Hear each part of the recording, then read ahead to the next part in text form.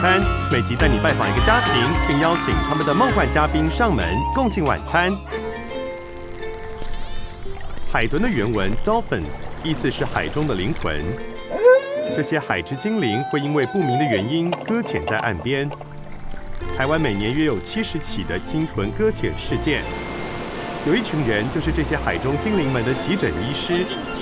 今天我们就来拜访长期投入鲸豚搁浅救援工作的象哥和他的家人们。爸爸郭祥夏57岁，绰号象哥，投入鲸豚救援已经20年，救援范围包含台中以北、宜兰及外岛地区。我所有的工作里面搁浅优先。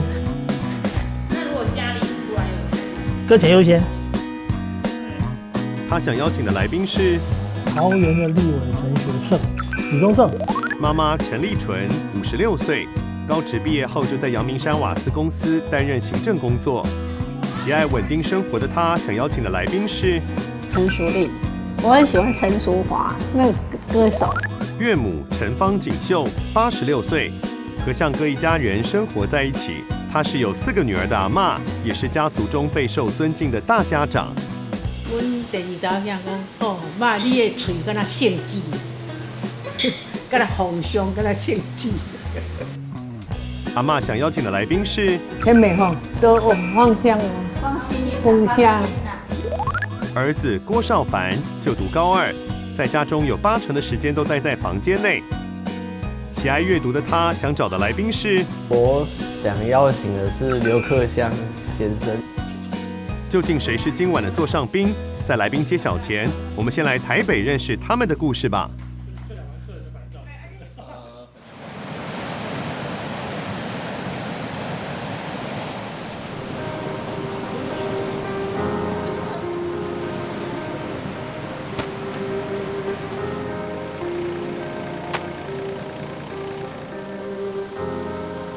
早上5点，象哥赶往宜兰五节乡，准备将昨天活体搁浅的侏儒抹香鲸野放。但奄奄一息的鲸鱼在注水保持的沙坑中已超过12小时，终究敌不过死亡的命运。在岸上会紧张，待太久了，因为昨天没有办法，因为昨天浪太大，我们没办法送他出海，所以我们一早今天风平浪静，想送他出海，结果他就挂了。象哥说，池中的暗红色液体正是鲸鱼离水太久，而且长时间处在惊恐状态所排出的锈色粪便。现在宜兰台风过了就停电，停电就变成我们的那个救援池没有办法灌水进去，很衰啦。那如果说昨天那个池子是 OK 的，让它进了池子它就不会紧迫。每一次救援过程当中遇到这种状况，我心情都很烂，因为当然我也知道说机会不大，因为每一次死在路上、死在手上机会很多了，可是每一次我还是不舒服。半小时后，在距离不到5公里的岸边，又传来搁浅通报。哎，那边联络的怎么样啊？那次是什么情况啊？活着死的，死掉了。哎，hello， 那边那只说也是死掉的，一起带走。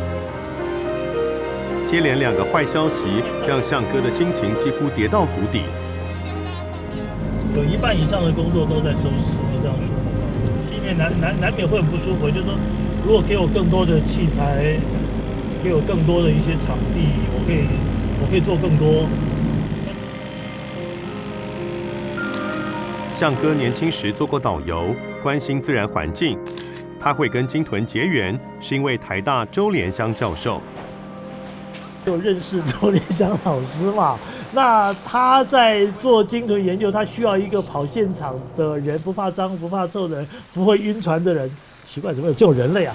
然后就找到我，然后我就来了啊，就这样。所以我那时候开玩笑说，如果说当年周连香老师做的是穿山甲，那我现在可能在做穿山甲；如果他做的是黑熊，我应该在黑熊；如果万一他在做蚯蚓，我不确定我会来。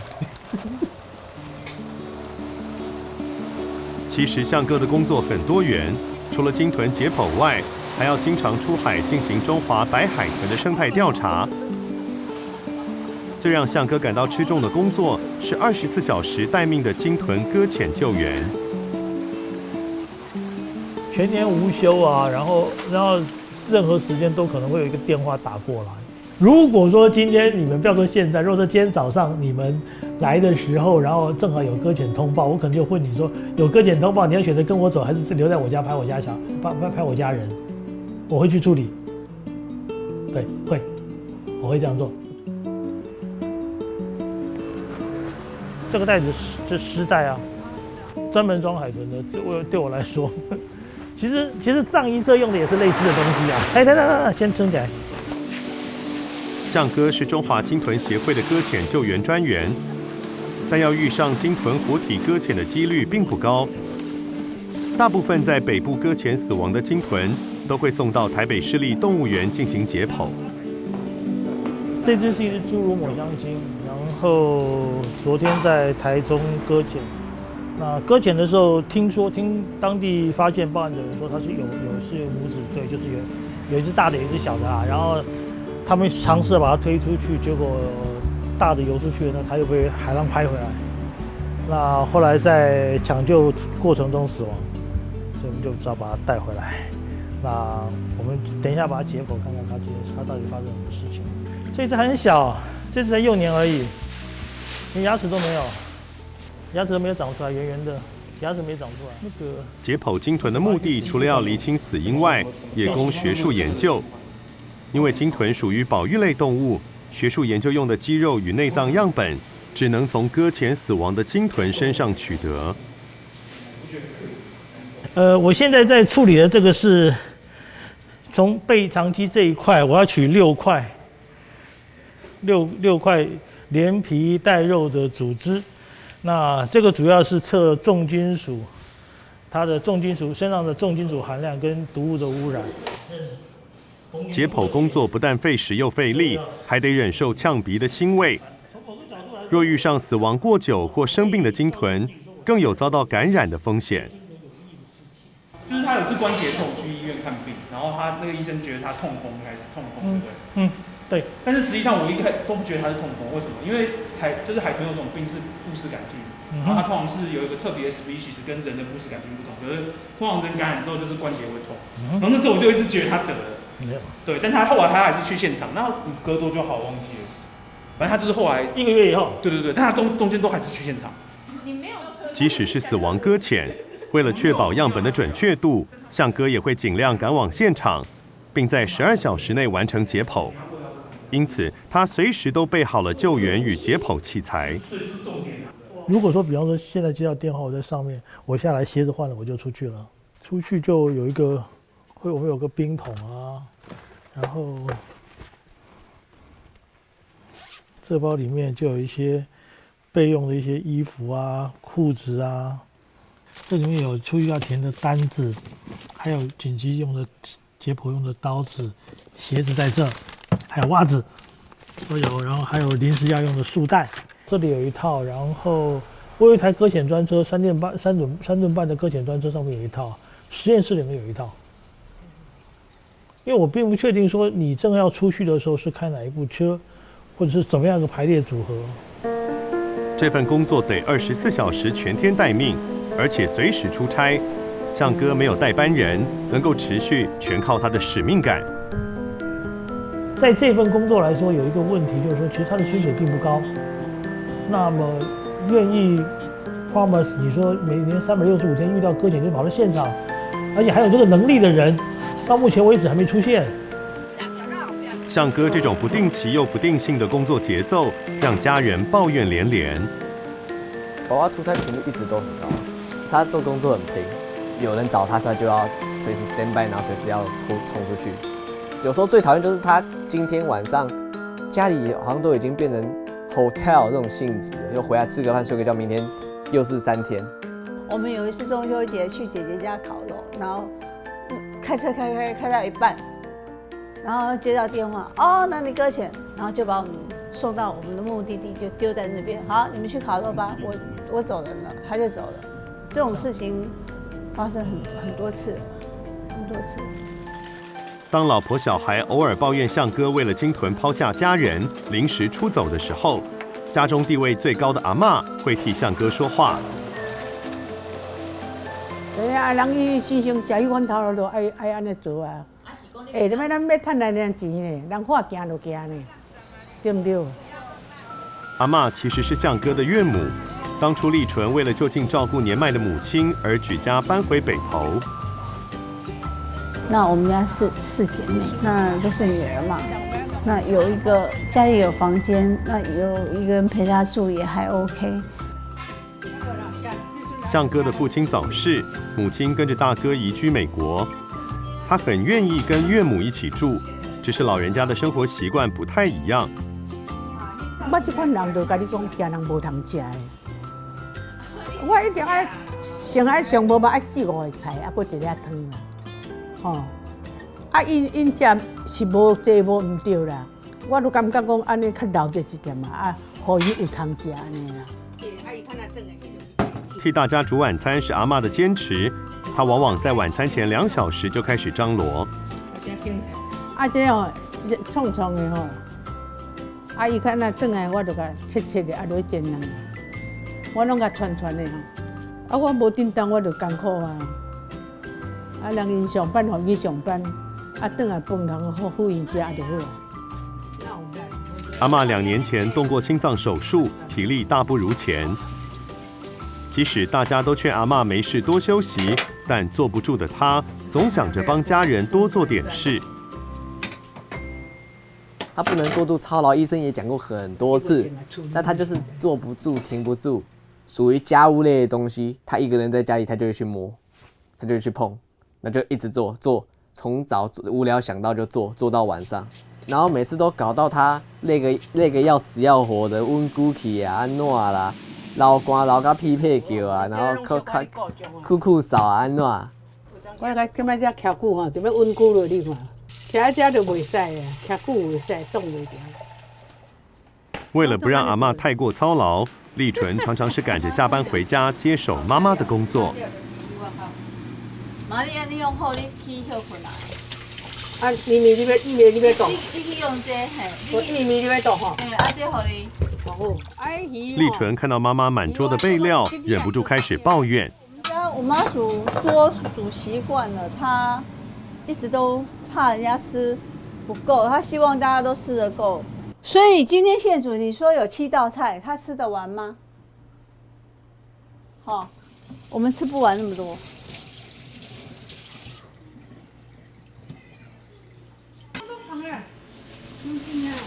简单啦，简单度度啦。阿嬷的简单跟我的简单基本上定义不同。剩菜带便当。我们办公室没办法蒸便当啊。对，我们办公室没办法蒸便当啊。而且还有一个问题是，如果说我今天到了办公室，除临时有搁浅的，那我的便当怎么办？平日的满汉全席，一到周末就变得朴实简单。不需要出差的假日，几乎都由向哥接手煮饭的工作。偶尔就会有这种简单的，我大概就做。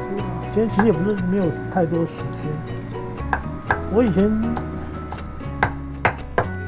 在家里的时候，年夜饭都我煮啊。向哥准备的午餐完全符合他讲求效率的个性，不到30分钟就完成了简单的炒面。看不惯的阿嬷则是在一旁要求加菜。无，要炒青菜无？我会看加青菜嘛，对啊，对啊。青菜的话嘛，还有什么比较快呢？做什么呀？吃饭习惯大不同的一家人，他们会想找谁来共度晚餐呢？桃园的立委陈学圣，那请他的原因是因为他其实在动物保护啊、宠物保护上面，其实有蛮多的力气花在上面。流浪猫狗值得重视，那流浪鲸豚也应该要重视一下，对不对？陈淑丽。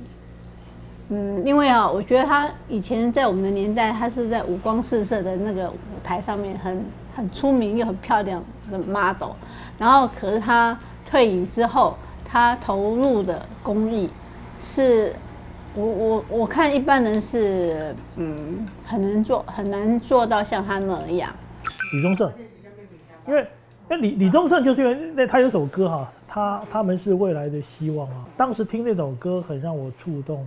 我很喜欢陈淑华，我很喜欢她的歌，几乎她每一首歌我都很喜欢听。甜美吼，啊，伊的连续剧嘛有你看啦，啊，感觉伊这个前调节袂歹啦。我想要请的是刘克襄先生，我觉得他的书很让人有种身临其境的感觉。都放香哦，放心，放香。我姓饭啦，啊，我是讲伊嘛姓饭啊。无就讲阮共祖先。导来啊！不要紧张，不要紧张，他还活着哦。等等，停！抢救活体搁浅的侏儒抹香鲸分秒必争，究竟象哥能否帮助他重返大海呢？别走开，下段更精彩。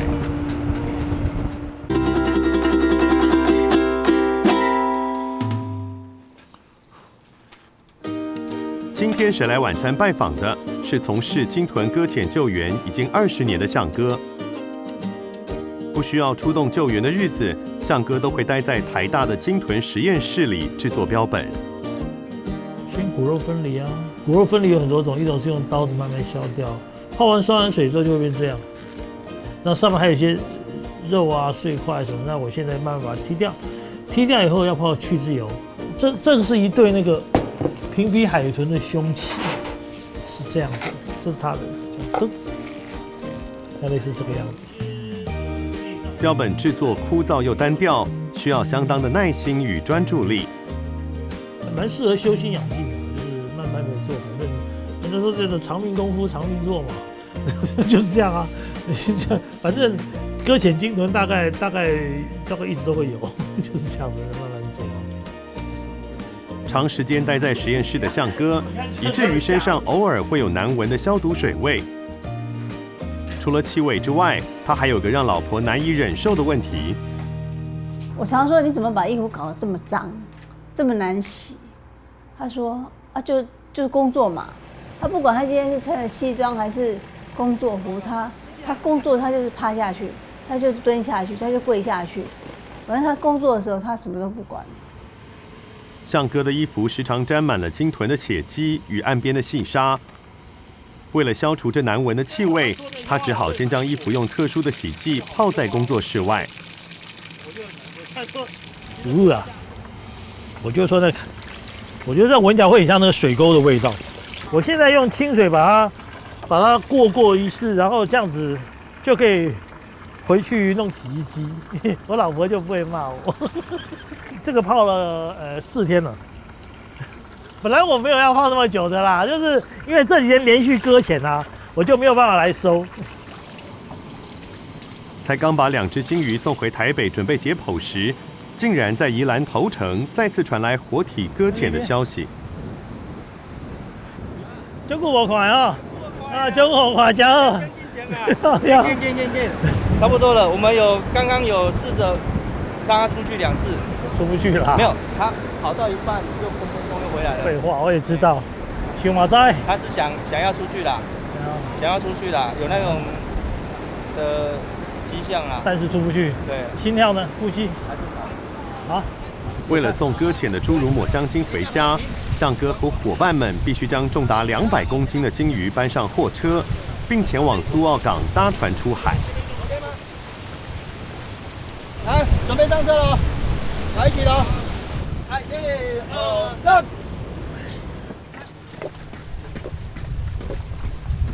他现在会紧张啊？他在紧张？没有，因为没有水。没有水。我请邻居去拿了，他在装水。OK。离开岸边无法保释的鲸鱼开始焦躁不安。幸好住在附近的居民听到搁浅消息后，开始自发性的动员，热心的搬来大量的水桶。泼一点点的背鳍、尾鳍上面。大姐，你坐这附近哦。我到这边。拿水的真的会很感动，不太容易。看到提着他就过去拿水，后来跟他说啊，水桶等下还你，没关系，那个水桶很多，就是真的是一种想办法去救一只动物的感觉，很好。转弯，让头先上，来，帮忙一下。人上去，我撑住，你放手，上去。若鲸鱼长时间处于紧张状态，便可能不愿呼吸而窒息死亡。因此，每一次的搬运对鲸鱼来说都是致命的惊吓。为了安抚鲸鱼的情绪，象哥也不断往它身上泼水。好 ，OK， 好，那个水桶拿出来。刚哥，你教他们怎么？还有那瓶那个水瓶也拿来。泼尾鳍。鲸豚它散热的哈，最主要就是背鳍跟尾鳍，所以这两个地方一定要保持湿润就好了。这只就是很传统的那种侏儒抹香鲸的个性，它只要一没有水，它会紧张。那时候就给它水，给它很多水，然后慢慢把它扶正，就看它尾巴原本是很紧张的，像半翘的。我看它尾巴放下来了，它安定下来了，赶快做下个动作。老师啊，可以走。好 ，OK， 可以走。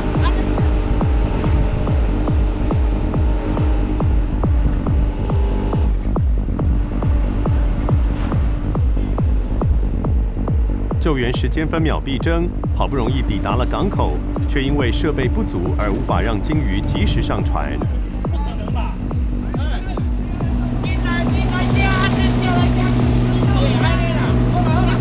没有办法掉啊！被掉去了！由于担架不无法吊挂，鲸鱼必须再次透过人力搬运的方式上船。而热心前来帮忙的渔民，反倒让现场更加吵杂与混乱。倒来！啊，不要紧张，他还活着哦。等等，停！拿些水过来，因为真的，他太多人一涌而上，然后我们的动物就开始紧张，就开始乱跳。然后那个时候，如果说大家冲上会更糟糕。还好那时候说停，然后让大家走了，大家还真的有听我的话离开。现场我一个人处理，不是说我这个人说觉得我好像经验特别好，或者要出风头，是那个时候真的人越少越好。给他水，泼水。这边人不够。下去。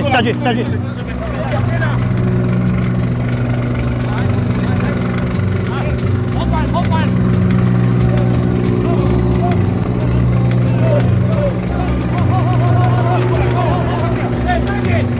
水给他，抓紧，水给他就好，给他水就好。几番挣扎与反抗让鲸鱼伤痕累累。上船后，象哥立刻帮鲸鱼做健康检查。耗尽众人之力的鲸鱼所幸没有大碍，这时的象哥才终于露出久违的笑容。属于深潜型的侏儒抹香鲸，需要在水深超过100米的外海才能野放。1、2、3，下来带，带着，好，让我来，慢点，像这一只的话，就很明显，我在那边看了一阵子，就船尾5点钟的时候，我就看它出水面。然后大概是4下还是5下，然后下去以后就看不到了，所以那时候就觉得说还好，要是这只再死掉，我大概会心情不入3、2天吧。总算有一只，总算不要说每一只都死掉嘛，好歹救活偶尔也要有一点点振奋人心的事情，要不然真的很难撑哎，我一直死掉。明明知道他死掉的机会比较大，就总觉得说，你不要一直死嘛，让人难过。大量投入资源与成本的救援行动，其实成功率不到2成，这让象哥的工作曾经备受质疑。野生动物之所以受难不管是搁浅也好，干什么，有很多时候它是因为人为的，因为人类的文明过分发展之后，常常让很多的野生动物因此而受害。我觉得人类必须对自己赎罪吧，有些事情是你造成的，那我们总是要去做嘛。他不太可能说今天我做完了以后，那地球就有救了。可是问题是，如果说今天大家因为这个点开始看到，觉得每个人他在每个角度多做一点，那地球就会有救。不是我太累，不是我错。我我每天你表情也算了，你连口气都很奇怪，你知道吗？立纯和少凡为什么发生争执呢？别走开，下段更精彩。讨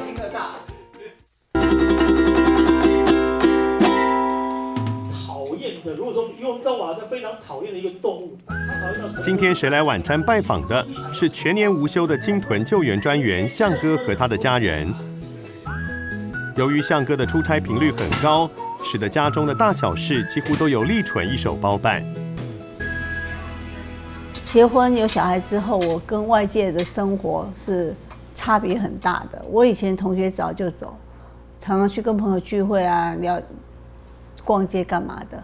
可是我结婚之后，我不要说牺牲，我就是花在家里的时间，应该是90%有，自己的时间非常少。作为一家之主的立纯，相当在意儿子的课业成绩。两人经常为了成绩有所争执。我妈很在意那些数字，像我英文有时候考烂了，她为了计较那1分，气我一整个晚上。然后，但是阿嬷爸爸都劝她，她说没在啊，看一下得钱啊。我会念他会干嘛？不喜欢听的时候，他就进房间门一关，靠，他就不理你。他在里面干什么，你完全不会知道。他有没有写功课？他在玩3C 产品吗？母子俩只要提到课业问题，冲突几乎是一触即发。他只要回家没有看我在拿着书本在书桌上，就一脸臭脸。那是我太累了，不是我臭脸。我每天你表情也算了，你连口气都很奇怪，你知道吗？是吗？会。眼见母子冲突越来越激烈，这让向哥不得不居中协调。然后刚刚开始的时候，如果说是我儿子太不像话了，我会直接制止他，让我在私下会跟我太太说，我觉得你刚刚这样子沟通有点问题。我现在已经告诉他，我不 care 那个，只要你把英文跟国文给我搞好。好，我已经不要求别的了。很现实的问题，分数就会讲话嘛。分数不会讲话。会，他只要实力，他的现在不是数学本身就有很多东西，包括几何，包括代数，对，还有很多东西。所以说，如果说也许他的代数很烂，也许他的几何会不错，所以你不能用一时的成绩去看他，而是去看他不错。向哥虽然口头上与立纯有些争执，但他其实很清楚家中冲突的源头是来自于自己。怎么考那么烂？经常不在家，然后很多家里的事情，其实我没有办法去顾得很好。那相对的，我太太的那个要负责的工作、要负责的事情就会变多，变得比较烦。我对我的老婆有愧疚，我真的觉得有愧疚。其实她花了很多力气去包容这一件事情，就是一个常常突然间不见的老公。那我觉得我对我的孩子有点也很愧疚，因为很多时候我不在。为了分担立纯的压力，只要向哥在家的时间，他都会主动做家事。每天早上还会主动送立纯上班。站捷运距离多远而已？这种路的感觉上是这样，走路有一点点，有点距离。坐捷运很好笑，然后就变成这样。那开车不好笑？开车很好笑啊，开车也不错啊，要不然车子动不动也不好，每天动一下，热车一下，给老婆一点小小的福利啊。立纯上班的地点离家约1公里，步行时间仅需10分钟。虽然距离很近，但向哥每天早上还是坚持开车载老婆去天然气公司上班。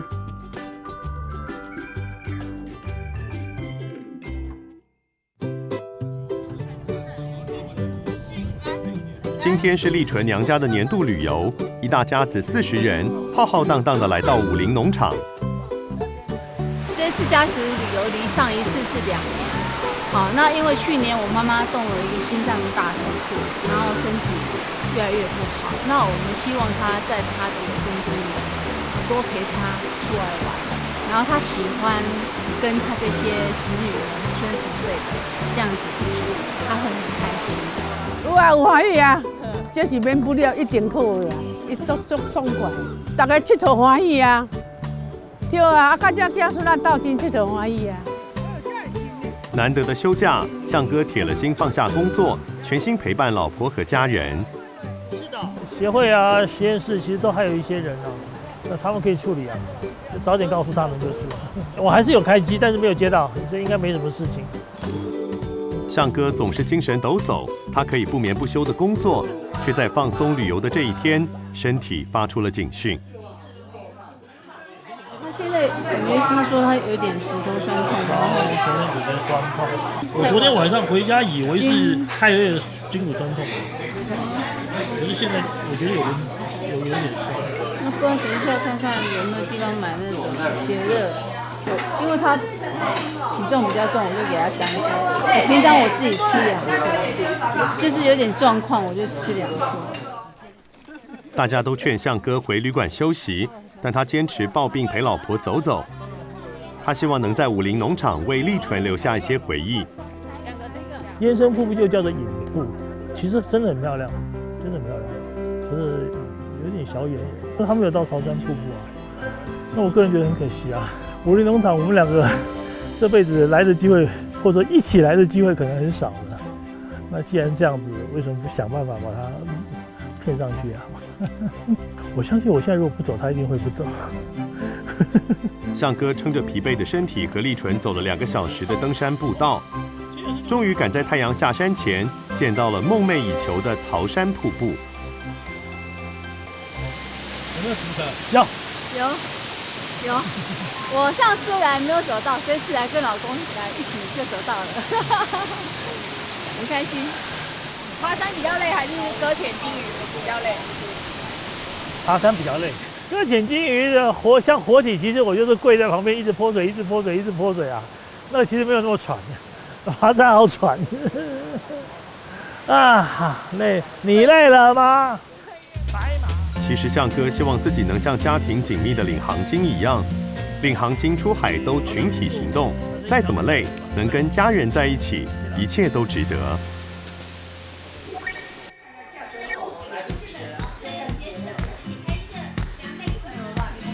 今天是神秘来宾到访的日子，为了这天，向哥连全年无休的救援工作都暂时搁下。如果我已经请了他们 stand by 了，跟他说今天天塌下来，我真的把今天家里有客人，不会啦，我们有一些年轻人可以出鱼啦。然后说全部的钱我就在。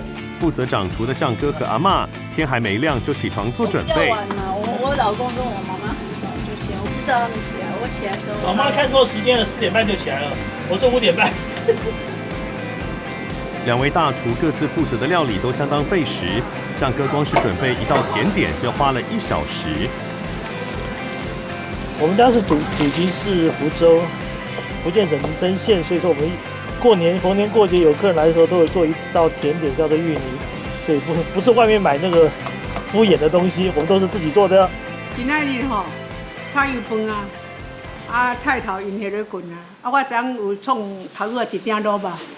搁一寡泡菜，这泡店哦，50年啊，我30岁，我30岁迄阵啊买，炒油饭用这啦，古早有人用这煮菜啦，这哦，这即马较无得买，这叫做生鸭店。然后那个油饭配泡菜，我个人推荐超赞。大家都准备了自己的拿手菜，但狭小的厨房却只能容纳2个人。我好像印象中应该是第一次。因为大家一起来，然后厨房就变成一下进去，一下子轮流进，要好挤的。要轮流看谁做什么菜，轮流进来。真的会很挤啊！我那个鸡腿排早上在煎的时候，我在这边煎，阿妈在旁边炸芋头。来宾到访的时间逼近，但向哥和少凡却显得很从容。没有紧张，有点忙乱。我现在的想法就是，我已经不去想他那些什么有什么话题，有什么共识那个东西。我是想说，有客人来，我要好好招待。我现在只想这一块。其实谁来都可以，反正都是客人嘛。我知道，可是立纯则因为没好好准备来宾资料而有些焦虑。你觉得这样 OK？ 人家因为我现在还不知道是谁来，所以会比较紧张，因为我们都没有做功课，这一点比较可怕一点。其他还好啦。究竟谁是今天的座上宾呢？是立法委员陈学圣、歌手李宗盛、陈淑华，作家刘克襄，还是台湾最美丽的欧巴桑陈美凤呢？对，直接开了。邵凡居然认不出来宾，这样的尴尬场面该如何是好呢？别走开，下段更精彩。先向后退，人家进来，让我们这样。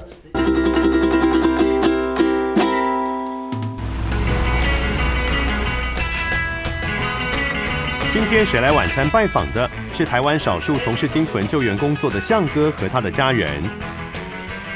一家人老早就准备好迎接来宾。对，直接开了。阿妈在前面，阿妈前面。反正你先向后退，人家进来，让我们这样。你知道我是谁吗？不认识。向哥，你知道我是谁吗？刘克襄老师，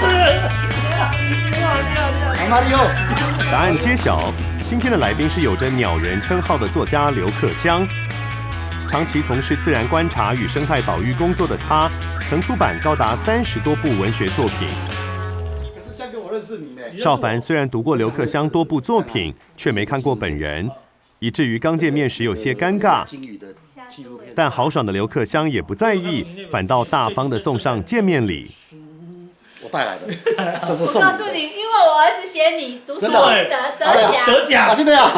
后来啊，这本那个赏你，多出来，做头巾和联盟新的，我自己画的，我画的，哎，谢谢。如果你不看文字没关系，前面有18页，全部都是图说图画故事。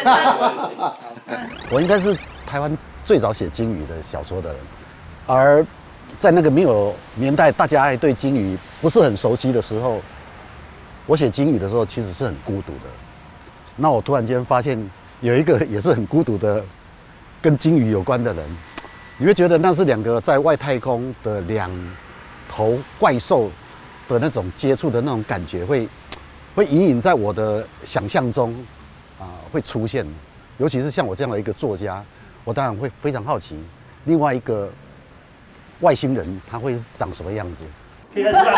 才刚就座，好客的阿嬷马上就招呼刘克襄用餐。这个油饭是我们家阿嬷的，真的、啊，这是公筷哈。阿嬷很久没做，因为她年纪大。我是左撇子，我这公筷哈。公筷是黑色的，然后用的筷是白色的。泡菜是我妈妈做的。真的 ，OK， 每一个都吃。刘克襄相当羡慕向哥这样3代同堂的生活。泡菜哈。他提及自己的母亲如今一个人住在台中老家。偶尔回去陪母亲吃一顿饭，都让刘克襄很苦恼。我妈妈哈，我妈妈跟阿嬷年纪差不多嘛。我大概哈，因为我妈妈，我爸爸已经中风了，甲嘛过身，伊拢一个人。我大概回去吼，拢看伊一个人，甲一个咧外籍看护啦，要食饭啦。我迄阵就回去了，差不多2、3天前回去了，我就有一个决心，像你们这样子可以陪着吃饭很好嘛。我回去就陪我妈妈食饭，那几啊届啦，因为我惊我妈妈知影，离阮厝差不多1公尺哦，我巷仔口，一定到厝啊，因为我惊唔敢讲嘛，我惊我妈妈等，刚10公尺我妈妈咧在咧食饭，我看伊咧食饭，我说我米当食饭，食回去，因为惊伊咧等我，食了回去，有家不敢回去，变做安尼。刘克襄知道阿嬷坐不住，又常把家事揽在身上。为了让阿嬷多休息，分散注意力，他特别分享了自己母亲参加才艺班的过程。都2个月前，伊就去学迄6节课，有画画、唱歌、跳舞，还有运动衫。结果第一天画迄个涂料，画落了，我就发觉讲，大家咧画的人，大家画到独久，画到唔知咧画啥。我妈研究画出来了，哇！大家都感觉画得足好诶。就讲无你讲故事，伊嘛讲出来。等下就一直甲我讲这个代志，讲这个代志。我就听着感觉袂歹，我就开始找一寡图画。我较有这意思，我无咱为故乡，所以他台中市的所有的建筑，台中市较重要，就是比较回桥头，老式的台中公园，还是迄个台中监狱、台中监狱。伊读的学校，拢甲画出来。刘克襄将母亲的画作分享到脸书后，得到许多网友的回应与赞赏。做2000个。于是，母亲除了更积极的投入画画外，也开始使用脸书。脸书对老人家注意嘛？对，老人家比较不会，他有存在价值。所以阿妈你一定爱学脸书，去甲做就这款人我还唔捌学呢。试看卖，为了脸书甲你大家咧点，我来这里有。做好对，你落去你啊，你点就好，看就好，你免不一定爱写，大家你去甲伊打你最近安怎，还是你今日食这饭怎欢喜，点去，大家就伫遐打伫遐弄。对，足趣味的。我志康以前我妈妈吼，拢要做啥事拢叫伊做嘛。我志康嘛记嘛真痛苦，24当钟来甲顾人款，但是即摆伊也要画图，也要看脸书了。我志康有够轻松，伊咧看伊嘛咧画，袂晓搁甲拜托，安尼弄了，欢喜个。同样从事生态保育工作的向哥，很好奇刘克襄是如何踏入生态圈的。我就让更好。那你进入这种生态环境观测领域是不是鲸鱼嘛？是什么动物？鸟。可是跟鲸鱼也很有关系，因为我会应该是先从鲸鱼开始，不是从鸟。为什么？我在1980年当海军，我有一次半夜台湾海峡。在台湾的海峡嘛，半夜有航行驱逐舰，声呐一开，声呐是做什么？抓下面海水下面有什么东西？一开了，开了以后，声呐会有这种声音。半夜的时候，大概5秒或6秒会有一个声音，叫做丢。就半夜3点多的时候出现来的声音是这样子，丢。我惊一个，我想哇。是不是下面是有那个阿强的这里来紧张啊？竟然去把干丢叫水兵去把舰长叫起来。我报告舰长，那个声呐异常，这个地方会有潜水艇吗？他问我，海深只有100公尺，会有潜水艇吗？一直问我，我不敢讲话。然后他就开始破我大骂。后来想说，那搞不好不是潜水艇，那会是什么？就想到鲸鱼。我不知道啦，但是回去以后。我开始迷上了鲸鱼。鲸豚圈跟生物圈混鸟都是一样的。我们常常觉得你要是踩进来，就很难走，对，就走不出去啊，真的是这样子。来，刘克襄的太太也是从事生态保育工作，两人不仅是人生伴侣，更是最有默契的事业伙伴。他也是自然研究资源读这方面的啦，所以他的朋友。不是调查水鹿的，不然就是调查黑熊的，他自己是做老鼠研究的，大概也是这样说，他很喜欢。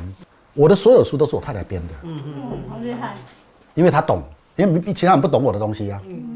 鲸鱼，我太太也是把整个读得完了，所以我读的东西她都知道。她跟你问鲸鱼，我问的话几乎她都会问你，因为我们两个已经知道这本书的内容都讨论过，可那讨论是很痛苦的。两个那么熟的人在讨论鲸鱼，一定吵架，任何书都吵架。我写那个什么爬山的资料，他看一看，两个也一定吵架。他有他的观点，你有你的观点。不是，因为一般的作家、编辑是不敢跟作家吵架的。可是他是我太太，那我没办法。他吵到我老婆真痛苦，我说以后我不让你编的。可是后来还是乖乖回去给他编，因为只有他懂你的。刘克襄和太太吵架的时候，往往是先让步的那一个。而这种让一步争取沟通空间的相处方式，也适用在他的亲子教育上。刘克襄的老大个性乖巧温和，但老二在高中时期却经常做出挑战刘克襄的事。他年初三，他晚上吃饭6点出去，说要去找同学，我说好出去。他9点还10点回来的时候，已经不是这种头发，已经变金色了。那种像港迪啊。那个时候我就看到他的时候，我就觉得哇，这个孩子跟我，如果说平常已经离我30公尺远的话，现在是300公尺。小儿子在高1时自己跑去染了金发，刘克襄当下不太能接受。不过，最让刘克襄哭笑不得的挑战，是在小儿子考完大学指考后。你们现在有指考吗？还是学测？都有。对啊，应该是指考先的。他考完了，然后就坐在回家，他坐在电视前，就像这样电视机嘛，就坐在那看。他坐了1个小时，他这样看电视看1个小时哦，但是电视荧幕没有开。好的。我过去我反正无所谓嘛，看他这样看电视，我也不想理他。可是奇怪，坐了1个小时还在看电视，电视荧幕没有开。然后你假如我儿子坐在这，我就坐在这里，然后我看着那个荧幕，没有打开荧幕，他看了文中，然后我就问他：你在看电视吗？对。然后你现在在做什么？他就讲了没有，他讲了一句话：人生没有意义。哦，我唰起来。那我说你要怎样才人生会有意义？他就讲了，就对着我讲，再让我染一次金头发。所以说人生的意义。谈到孩子的教育问题，立纯有感而发，他很担心少凡的成绩会考不上好大学，但刘克襄反倒认为课业成绩并不重要。我的家族大家会比较，我这方面我就不会，我无所谓。我们是比较，我是就比较这样子，只是想说怕说将来谋生的问题。台湾那种22K 最凄惨那一群人里面，我有2个名额，就是我儿子。可是我只有跟我儿子讲，假如有一天他们愿意去当志工，做很低贱的事，愿意当志工，我都会很快乐，因为我自己也在从事这方面，所以我觉得那是好事情。那薪水不重要，他如果有当志工有那个心的话，我就觉得会很高兴。因为你在做那个过程里面不是心灵社，是那个物质你的要求就很少，那你就不会去追求更多。那你说我也碰过那种年轻人，现在是可能是60几 K 的、70几 K， 现在也有很多那种很强的台积电，可是他们也不一定快乐啊，而且茫然啊。可是当一个只有22K 小孩子，他有生命，有一个他方向他要的东西啊，虽然他不能赚很多钱，但是只要他快乐，我就觉得可以，这样就很好了。到最后都贯彻。参叙来到尾声，刘克襄还仔细欣赏少凡在阅读自己的作品《15颗小行星》的心得报告。你还写很长嘞！我心得报告写很长就很不简单了。他们都要我1000字。哦，那这个厉害厉害。不是只有我，你看，你继续看。哦，每一个人都很长啊。哦，对。哦，对，大概就知道啊。1000字。你那个谁啊？请老师帮你签。他绍是绍兴的绍。哦。传单的版。哇，还真有艺术。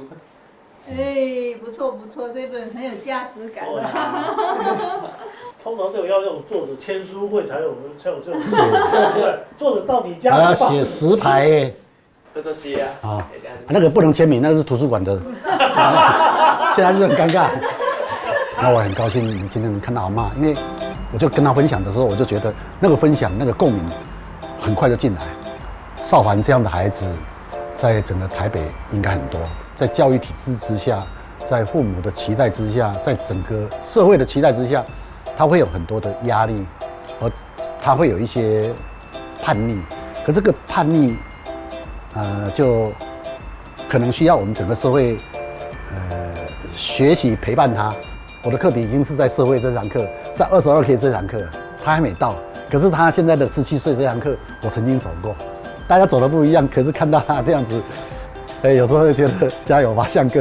袂歹啊，人伊嘛足快乐呢。啊，看听讲嘛足友好老母啊，啊，你才好啦，对唔对？啊，伊即摆友好老母，后日人就友好伊，这就一代传过一代。他来了，我从他身上听他说，在对于小孩子教导小孩子、引导小孩子的这方面，我觉得还是有点收获。他热爱大自然，然后对教小孩也有很有理解，能够照顾到所有的人啊，他也让阿嬷有一点点话可以聊，然后也主要让小孩能够知道一下，好像不是全世界都是在他对立面啊，好像还是有一些人是从小孩子方向去想事情，或者去考虑一些事情的。那我希望我希望他能够对少凡有一些正面的帮助。